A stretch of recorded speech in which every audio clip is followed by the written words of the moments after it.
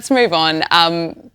Former Prince Andrew, I'm still used to saying that, the former personal assistant to Andrew Mountbatten Windsor has revealed that she would be speaking to police about her time serving under the disgraced former prince. This is Charlotte Manley. She was a private secretary and treasurer to Andrew from 2001 to 2003, and before that she'd served as his assistant private secretary and treasurer since 1996. Well, I'll tell you what, she'd probably have a fair bit of information. It's good news to hear that she'll be cooperating. Yes, she said that she would rather talk to police and the press, and often it's the other way around, of course. But this is a fascinating story because this is obviously a woman who's, served in the Royal Navy. She's held quite a position in society, but she accompanied Andrew on some of those trade envoy trips, and there's no suggestion, of course, that she's done anything wrong. And of course, Andrew's denied all allegations as well. But what this story is actually unearthed is some grim but fascinating detail about the way Andrew operates. And she talks about a masseuse that apparently Ghislaine Maxwell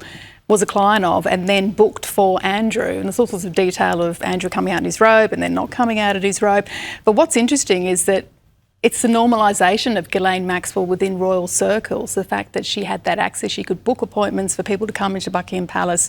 And Charlotte talks about paying for one of these treatments with a Buckingham Palace chequebook, if such a thing exists. 75 quid or 75 pounds for it back in 2000, probably a lot more expensive now. So I found that really interesting that, although Andrew and everyone's tried to distance themselves from Ghislaine, she was very much in the fold there.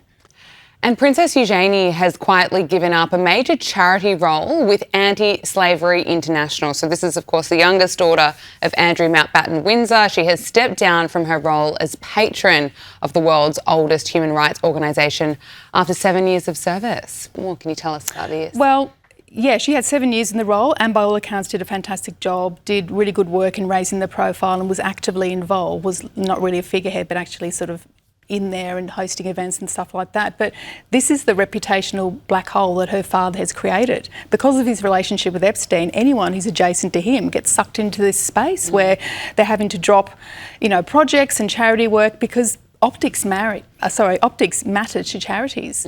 You can't have an anti-slavery charity with her as the patron of it, given what her father has done. And of course she's not done anything wrong, and neither has her sister, and neither has her mother Sarah Ferguson to that end. And of course he's denied all allegations, but it's unfortunate for her, and I think it's just the beginning of this wider clean-up operation by charities. I think we'll find more of this happening for Beatrice as well, unless she sort of voluntarily withdraws, which is what Eugenie has done here. And it's a real shame because I'm sure this is a real passion project for her, but it's untenable in the current environment.